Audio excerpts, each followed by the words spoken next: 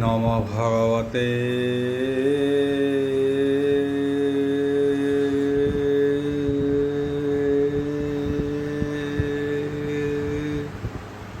বাসুদেবায়।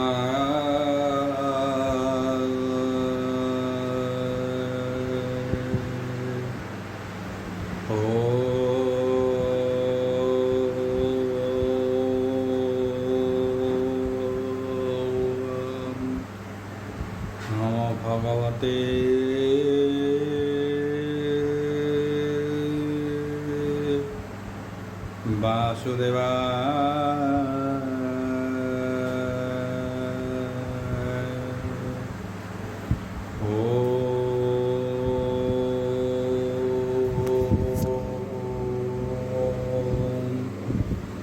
নমো ভগবতে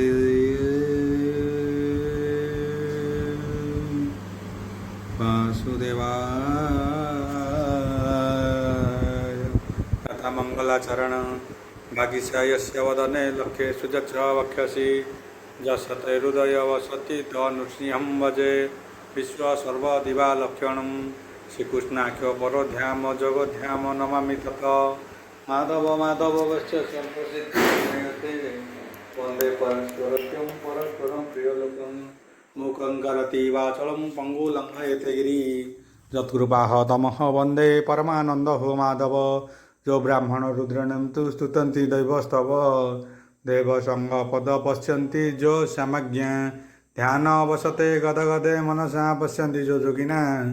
यस्सन्ते न बुद्धि सुरासुरगण देवाय स्तुते नमः नारायणं नमस्कृत्यं नर चैव नरोत्तमो देवी सरस्वती व्यासं तत जयमुदीरयं निर्गलं कल्पितं फलविमुखाभिद्रव्ययुक्तं पिबतं भागवतं रसमलयं प्रभु।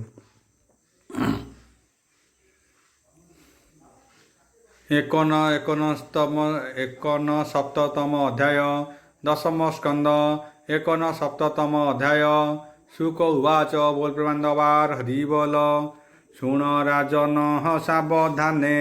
द्वारकापुरे एक दिने कृष्ण राजन सावधाने कहिबा एके केते प्रद्युम्न शाम्बो आदि मिली बने करती ही नाना केली अनेक बेले हे क्रीड़ा करी कृतित लोड़ुछंती बारी हेमंते जल पान सने कूप देखिले हे वन मध्य सकले कूप पासे मिली चाहांती नयन निरोली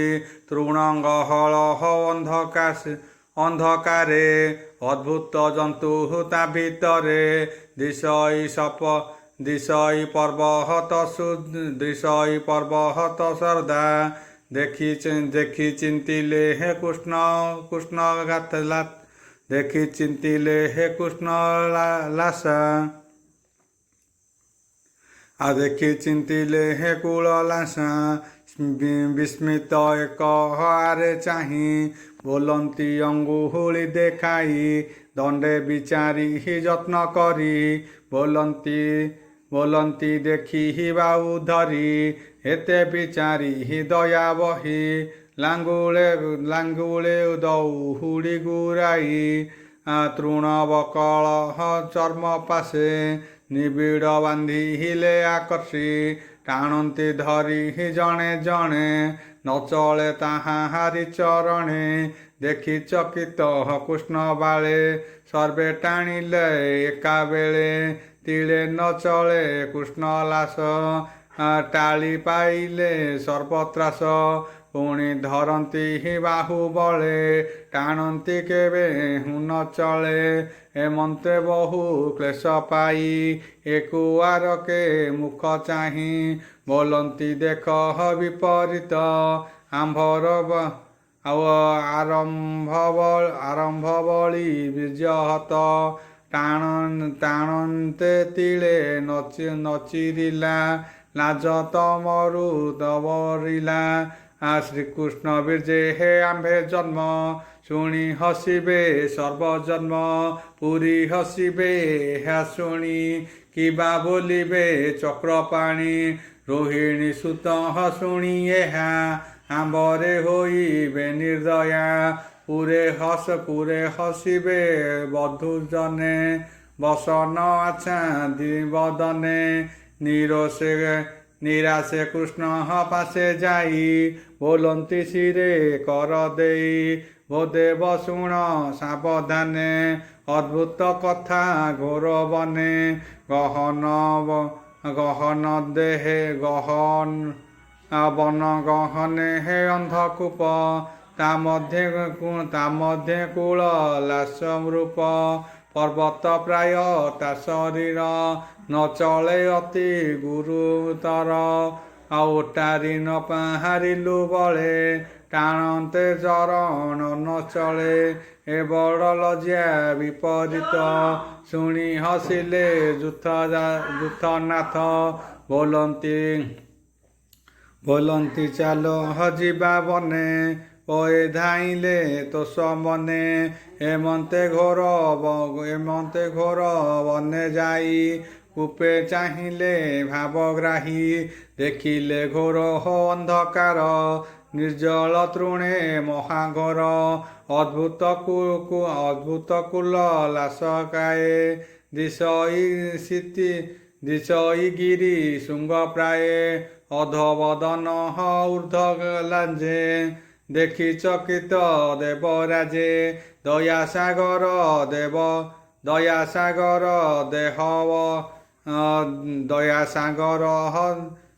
ଦେବ ହରି ତାଲାଞ୍ଜ କାମରେ କି ଧରି ଉପତୋଳିଲେ ଦାମୋଦର ମାଳ ଯେସନେ ମାଳାକର ତୋଳି ପକାନ୍ତେ ହେ ହୃଷିକେଶ ପ୍ରାଣ ଛାଡ଼ିଲା କୃଷ୍ଣଲାସ କୁଳଲାସ ଯେଣୁ ଲାଗିଲା କୃଷ୍ଣଙ୍କର ଦିବ୍ୟ ସ୍ୱରୂପ ହେଲା ତାର ଉଦୟଗିରି ଶିଖେ ଶଶି ଯେସନେ ଗଗନେ ପ୍ରକାଶୀ ଶୁଦ୍ଧ ସୁବର୍ଣ୍ଣ ଦେହ ଝଳି ଜଳରେ ଯେସନେ ବିଜୁଳି ଦିବ୍ୟ ବସନ ଗନ୍ଧମାଳ ଦେଖି ଚକିତ ନନ୍ଦବାଳ ତାହା ଜାଣନ୍ତେ କୃଷ୍ଣ ଏକେ ବିଖ୍ୟାତ ଅର୍ଥେ ନର ଲୋକେ ତାର ବଦନ ଚାହିଁ ହସି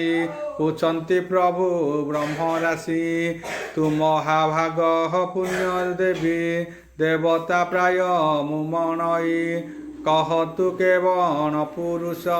କିମ୍ପା ହୋଇଲୁ କୃଶଲାସ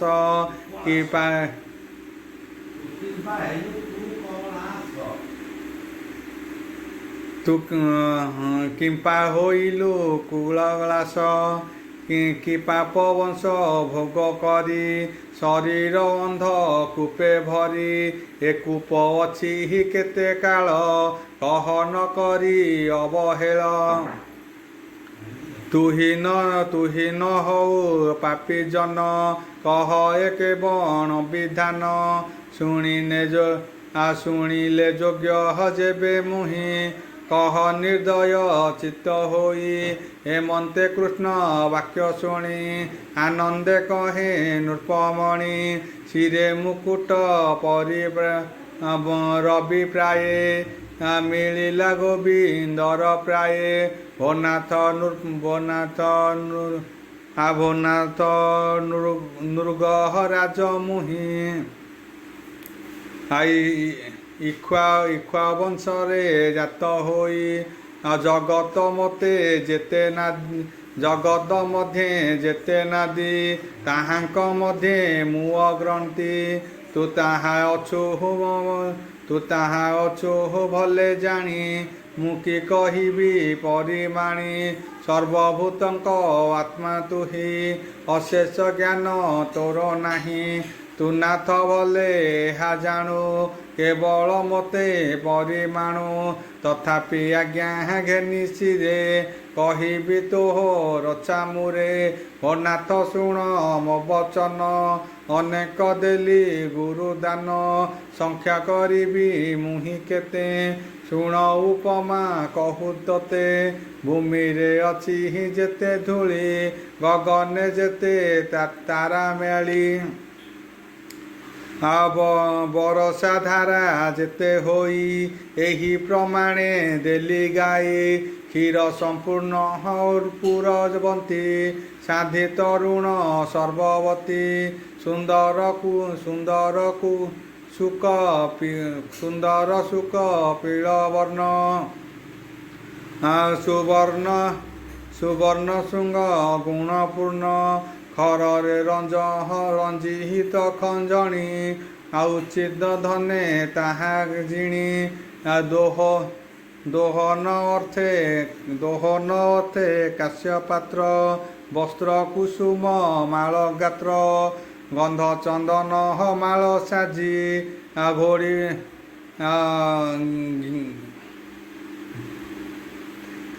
ଦୀର୍ଘ ବିପଦ କୁପୂଜି ବରିଲି ଯେ ମହନ୍ତ ବ୍ରାହ୍ମଣ ଓ ନାଥ ସାବଧାନେ ଶୁଣ ଯୁବା ସୁଗୁଣ ସାଧୁଶୀଳ ଦରିଦ୍ର କୁଟୁମ୍ବ ଗହଳ ଉତ୍ତମ ବ୍ରହ୍ମଚର୍ଯ୍ୟ ଦୀକ୍ଷା ଦେବାଧୟନ୍ତେ ମନ୍ତ୍ର ଶିକ୍ଷା ହେମନ୍ତେ ବିପ୍ରେ ସାବଧାନ ସୁପୁଣ୍ୟ କାଳେ ଦେଲି ଦାନ ଅଧିକ ନାଦ ଦେଲି ଯେତେ ଶୁଣ କହିବା ତୋ ଅଗ୍ରତେ ଗୋଚର୍ମ ମାପେ ହେ ଭୂମି ଦାନ ସୁଧ ସୁବର୍ଣ୍ଣ ଆୟତନ ଗଜ ତୁରଙ୍ଗ କନ୍ୟା ଦାସୀ ନୀଳ ପର୍ବତ ଧ୍ୟାନ ରାଶି ଭୋଗ୍ୟ ସମ୍ପନ୍ନ ସୁଖ ସଜ୍ଜା ବସ୍ତ୍ରଭୂଷଣ ବଳି ଭଜା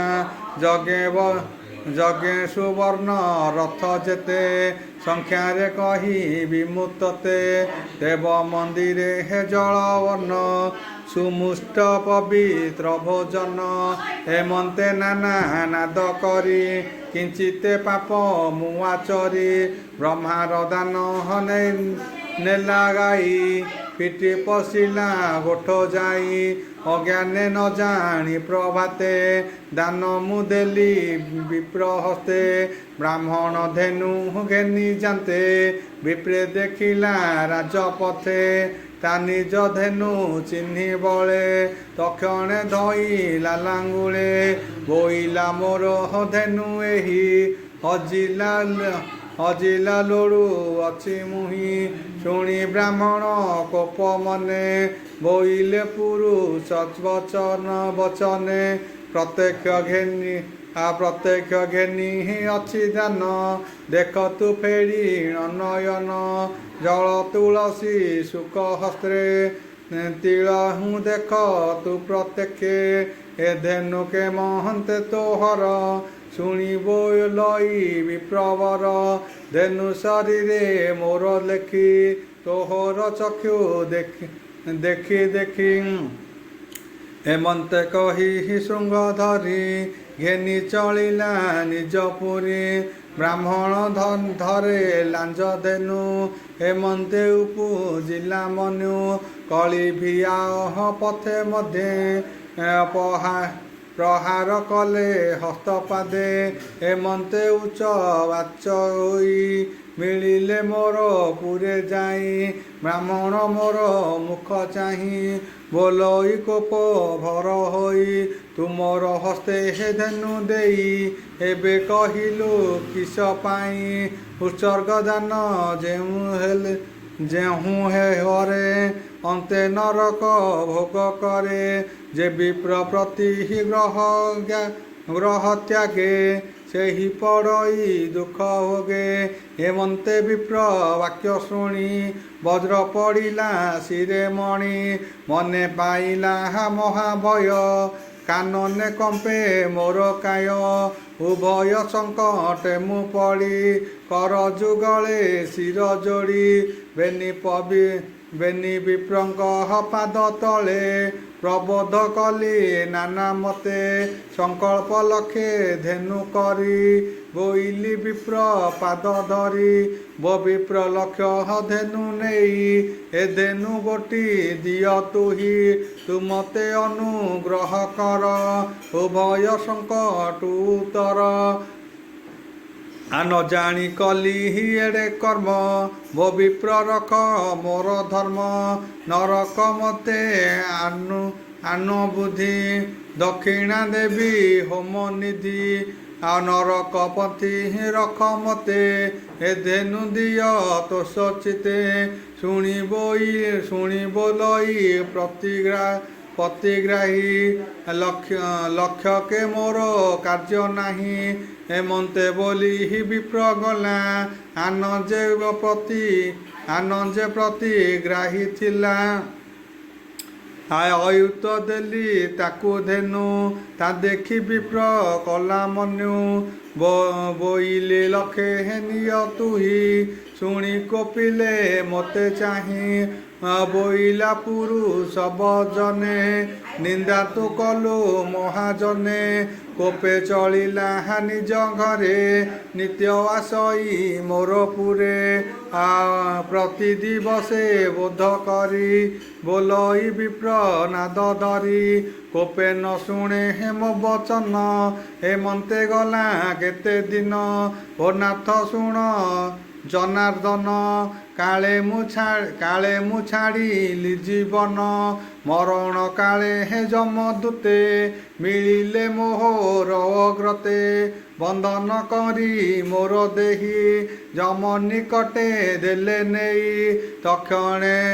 ତକ୍ଷଣେ ରବି ହିରନନ୍ଦନ ଅନେକ କଲା ସମାଧାନ ପୁଣ୍ୟ ପାତକ ବିଚାରିଲା ଆନନ୍ଦେ ମତେ ଆଜ୍ଞା ଦେଲା ଶୁଣ ରାଜନ ପୁଣ୍ୟବନ୍ତ କେ କରୁ ତୋର ପୁଣ୍ୟବନ୍ତ କିଞ୍ଚିତ ପାପ ଅଛି ତୋତେ ଯେ ଇଚ୍ଛା ଆଗେ ଭୋଗ କର ଶୁଭ ଅଶୁଭ ଫଳ ଦୁଇ ନିଶ୍ଚୟ ଭୋଗ ସେ ଯେ କରଇ ବ୍ରହ୍ମା ଶଙ୍କର ଦେହ ଧରି ଅନ୍ୟଥା ନ ପାରନ୍ତି କରି ହେମନ୍ତେ ଯମଃ ବାକ୍ୟ ଶୁଣି ଆପଣା ଚିତେ ପରିମାଣି ଅନେକ ଅଛି ପୁଣ୍ୟ ରାଶି କିଞ୍ଚିତେ ପାତକ ପ୍ରକାଶୀ ଆଗ ଭୁଞ୍ଜିବି ପାପ ଭାର ଏ ଦୁଃଖ ଘୋର ଭୟଙ୍କର ପଛେ ଭୁଞ୍ଜିବି ପୁଣ୍ୟ ମୁହିଁ ଯମ ବୋଇଲେ ଦୂତେ ଯାଇ ବ୍ରହ୍ମସ୍ୱ ସାପ ମହାଗରେ ଏହାଙ୍କୁ କଳ ଲାସ କରେ ବନ ଗହନ ଅନ୍ଧକୂପେ ଅନେକ କାଳ ଥାଇକ ପାପେ ହେମନ୍ତେ ବୋଲି ବୋଲୁ ଯମ ଲଭିଲୁ କୂଳ ଲାସ ଜନ୍ମ ଆତ୍ମା ସଂଯୋଗେ କାଳେ ମୁହିଁ ଡାକିଲି କର ମୋତେ ତ୍ରାହି ତା ଶୁଣି ଯମ ଦୟା କଲା ଡାକିଲି କର ମୋତେ ତ୍ରାହି हे पापन्ते महिपाल बेटिबु मदन गोपाल से कृष्ण कर लगी तुही तक्षणे विदुतंकु कवही स्वर्गे बसिब पुण्य बले निज स्वकृत तप फले भोनाथ तोर आज्ञा बले कहिली पद्म पाद तले विप्र सेवक सममति तोहर पादे चित्तवृत्ति एणु तोहर दर्शन निरते चिंत इम मन जाति सुमरी दुख सही अंध रूप को पड़िलई हेबे देखिली हित श्रीमुख खंडिली जन्म बंध दुख ए पापु धरिली मते कि पुण्य देखिली मुतते भनाथ चरण तोहर যোগ যোগেশ্বଙ୍କୁ ଅଗୋଚର ନିଜ ଅର୍ଜିତ ଦୃଢ଼ ବନ୍ଧେ ପାପ ପଟଳ ଚକ୍ଷୁ ଅନ୍ଧେ ମୁଁ ଅନ୍ଧକୂପ ମଧ୍ୟେ ଥାଇ ଅନେକ କାଳ ଦୁଃଖ ସହି ପାଇଲି ନବ ଦର୍ଶନ ଓ ନାଥ ରଖ ଭଗବାନ ଯାର ଦର୍ଶନେ ହେ ବନ୍ଧ ମୋକ୍ଷ ସେ ମୋତେ ହୋଇଲା ପ୍ରତ୍ୟକ୍ଷ ତୁ ଦେବ ଦେବ ଜଗନ୍ନାଥ ଶ୍ରୀହୃଦ ଆତ୍ମା ଦୈବତ ଗୋବିନ୍ଦ ପୁରୁଷ ପୁରାଣ ଋଷିକେଶ ନାରାୟଣ ଅଭୟ ଅଚ୍ୟୁତ ପ୍ରକାଶ ତୋର ଚରିତ ପୁଣ୍ୟ ଯଶ ଏବେ ତୁ ଆଜ୍ଞା ଦିଅ ମତେ ନିଶ୍ଚନ୍ତେ ଯିବି ପୁଣ୍ୟ ପଥେ ଯହିଁ ମୁଁ ଥିବି କି ଯହିଁ ମୁଁ ଥିବି ବହି ତୋର ଶରଣ ଭାବଗ୍ରାହୀ ତୋ ପାଦେ ମୋର ମନ ଥିବ ଯାହା ନ ପାନ୍ତି ବ୍ରହ୍ମା ଶିବ ନମସ୍ତେ ସର୍ବଭୂତ ଦେହି ବ୍ରହ୍ମ ଅନନ୍ତ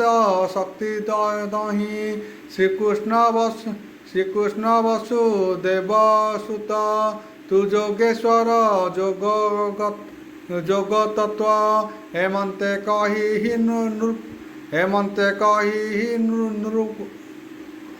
ହେମନ୍ତେ କହି ନୃଗ ରାଜା କୃଷ୍ଣ ଚରଣେ କଲେ ପୂଜା କିରଟି ଅଛି ଶିର ମଧ୍ୟେ ନମିଲା କୃଷ୍ଣ ପଦ୍ମ ପାଦେ ତକ୍ଷଣେ ବହି ଦିବ୍ୟ ରଥ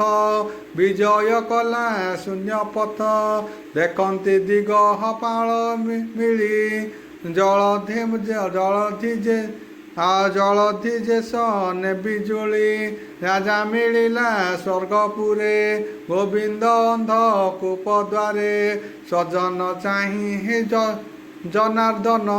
ବୋଲନ୍ତି ନିଗମ ବଚନ କ୍ଷତ୍ରିୟ ଶିକ୍ଷା ଧର୍ମବାଣୀ ଯେ ଧର୍ମଶାସ୍ତ୍ର ପରିମାଣୀ ବିପ୍ରବଶ୍ଚଳ ଦାମୋଦର ବୋଲନ୍ତି ଶୁଣ ସର୍ବବୀର ଦେଖି ଦୁର୍ଜୟ ବ୍ରହ୍ମଧର ଅନେକ ନୁହଁ ଦହନ ରାଜ୍ୟ ଈଶ୍ୱର ରାଜା ହୋଇ କେପାରେ କରେ ତାହା ଖାଇ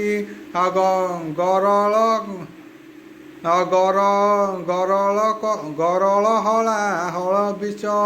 ମୁଁ ତାହା ମଣ ବିଶ୍ୱାସ ଯାହାର ପ୍ରତିକାର ଥାଇ ତାର ଭକ୍ଷଣେ ଭୟ ନାହିଁ ବ୍ରହ୍ମସ୍ୱରୂପ ମହାଶିବ ହୋଇ ମହାବିଶ୍ୱ ହୋଇ ତାହାର ପ୍ରତିକାର ନାହିଁ ବିଷ ଭକ୍ଷିଲେ ଜଣେ ମରେ ବ୍ରହ୍ମସ୍ୱ ବଂଶ ନାଶ କରେ ଯେ ବନ ଦହନ ନଳ ରକ୍ଷା କରଇ ତହିଁ ଜଳ ବ୍ରହ୍ମସ୍ୱ ଅଗ୍ନି ଏ ସଂସାର ସମୂଳେ ବଂଶ ନାଶ କର ବ୍ରହ୍ମସ୍ୱ ଅଗ୍ନି ତେଜ ଯେତେ କେଲଙ୍ଘି ପାରିବ ଜଗତେ ବ୍ରାହ୍ମଣ ଧନ ଯେତୁ ଗ୍ରାସେ ନୀତି ପୁରୁଷ ତାର ନାଶେ ତାତ ଜନନୀ ବେନି ବଂଶ ଉଭୟ କଲୁ કરે ନାଶ ଆତ୍ମା ସହିତେ କରେ ନାଶ ଏକଥା ଦେବ ରେ ପ୍ରକାଶ ବ୍ରାହ୍ମଣ ଧନ ଯହୁଁ ହରେ ପଡ଼େ ନରକ ତମ ଘରେ କ୍ଷତ୍ରିୟ ରାଜ ହପଣ ପାଇ ଆତ୍ମାର ଗତି ନ ଜାଣଇ ବ୍ରାହ୍ମଣ ଧନ ସାଧୁମଣି ବଳେ ହରନ୍ତି ଯେତେ ପ୍ରାଣୀ ନିରତେ ସୁଖ ପ୍ରାୟ ମଣି ପଢ଼ନ୍ତି ତମ ତରଙ୍ଗିନୀ ଅନ୍ନ ନ ପାଇ ବିପ୍ରଜନ ବିକଳେ କରନ୍ତି ରୋଦନ ବିପ୍ରରୋଦନ ହଲୁହ ପଡ଼ି ଭୂମିରେ ଯେତେ ରେଣୁ ଜଡ଼ି ତାବତ କଳ୍ପ ମହାଘୋରେ ନରକେ ପଡ଼ଇ ନିର୍ଭରେ ସେ ନିରଙ୍କୁ ହୋଇ ସେ ନିରଙ୍କୁ ହୋଇ ନର୍କେ ଅନ୍ତେ ପଡ଼ଇ କୁମ୍ଭୀ ପାକେ ସ୍ୱତର ପର ଦତ୍ତ ବୃତ୍ତି ଯେ ଆଜ୍ଞାରେ ଯେ ଅଜ୍ଞାନରେ ହରନ୍ତି 60 ସହସ୍ର ବରଷ ବିଷ୍ଟାନ କୃମି ରୂପବାସ ମୋହର ବଂଶେ ଯେତେ ଜନ ବଳେ ହରିବି ବିପ୍ରଧନ ତାହାର ନାହିଁ ଭଲ ଗତି ହସି ବୋଲନ୍ତି ଶ୍ରୀପତି ମୋହର ବଂଶେ ଯେତେ ଜନ ବିପ୍ରେ ନ କର ଅପମାନ ବ୍ରାହ୍ମଣେ କଲେ ଅପରାଧ ବେଗେ ବନ୍ଧିବ ତାଙ୍କ ପାଦ ମାରନ୍ତେ ଶାନ୍ତି ହିରେ ସହିବ କେବେ କୋପ ନ କରିବ ବିପ୍ରଗ୍ରାସିବ ଲୋଭେ ଯାହା ସାତୁକ ମତେ ଦେବ ତାହା ମୁହିଁ ଯେ ମତେ ହେ ବିପ୍ରପାଦେ ସର୍ବଦା ନମ ଆନନ୍ଦେ ତୁମ୍ଭେ ନମିବ ସେହି ମତେ ନୋହିଲେ ଦଣ୍ଡ ମୋର ହସ୍ତେ ଅପହରଣେ ବିପ୍ରଧନ ନିଶ୍ଚୟ ନର କେ ପତନ ଅଜ୍ଞାନେ ନୃଗ ରାଜା ହରି ଏତେ ନରକ ଭୋଗ କରି ଯେଣୁ ତାହାର ପୁଣ୍ୟ ଥିଲା ମୋହର ହସ୍ତେ ସେ ଲାଗିଲା ଦେଖିଲୁ ତୁମ୍ଭ ମୋର ଆଗେ କହି ଚାଲିଲା ସ୍ୱର୍ଗ ମାର୍ଗେ ଏମନ୍ତେ କହି ନିଜ ଜନେ ମୁକୁନ୍ଦ ମିଳିଲେ ସଦନେ ଯାହାର ନାମ ପାପବନ ଶ୍ରବଣେ କର ଦହନ ଶୁଣ ହୋ ଅଭିମନୁ ବଳା ସାଧୁଙ୍କ ଦର୍ଶନ ଫଳା ନୃପନଗର ନରକୁ ପାର ହେଲା ଭବ ବନ୍ଧନେ ଭୋଗ କଲା ସାଧୁଙ୍କ ମୁଖ ଦର୍ଶନ ଯେ କରେ ଶ୍ରବଣ କୀର୍ତ୍ତନ ସ୍ତୁତି ବଚନ ଅଙ୍ଗ ସଙ୍ଗ ପବିତ୍ର କରେ ନିଜ ଅଙ୍ଗ ଲଭେ କୋଟିଏ ତୀର୍ଥ ଫଳ ଯେ କରେ ସାଧୁ ସଙ୍ଗ ମେଳ ତୁ ଏହା ଜାଣି ସାଧୁ ମେଳେ ଏକାଳ ବଞ୍ଚ ସୁଖ ଭଳେ ବ୍ରାହ୍ମଣ ଧନ ତୁ ନହର ଅମୃତେ ଯେବେ ଇଚ୍ଛା ତୋର ବୋଲଇ ବିପ୍ରହ ଜଗନ୍ନାଥ ନିବେଶୀ କୃଷ୍ଣ ପାଦେ ଚିତ ଭବ ଜଳଧି ମଧ୍ୟେ ଥାଇ ଭାବ ଓ ଭାବ ନ ଜାଣଇ ସୁଜନେ କୃଷ୍ଣ ପାଦ ରସ କହଇ ଜଗନ୍ନାଥ ଦାସ ଇତି ଶ୍ରୀମଦ୍ଭାଗବତେ ମହାପୁରାଣେ ପରମାସ୍ୟା ସଂହିତା ଦଶମ ସ୍କନ୍ଧେ ଉତ୍ତରାଦି ନୃଗ ଉପାଖ୍ୟାନ ନାମ ଏକନସପ୍ତତିମ ଅଧ୍ୟାୟ।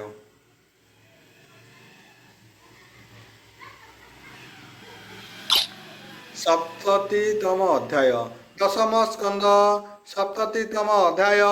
ଶୁକ ଉବାଚ ବୋଲ ବ୍ରହ୍ମାଣ୍ଡବାର ହରି ବୋଲ ଏବେ ହୋ ଶୁଣ କୁରୁ ବୀର ଦ୍ୱାରକାପୁରେ ହଳଧର ଶ୍ରୀହୃଦର ସନ୍ନ ସଦେ ବିଜୟ ତାଳ ଧ୍ୱଜ ମଧ୍ୟେ ନିଜ ସେବକ ସଙ୍ଗ ମିଳିଲେ ନନ୍ଦର ଗୋକୁଳେ ରାମର ଆଗ ମନ ଶୁଣି ଗୋପାଳେ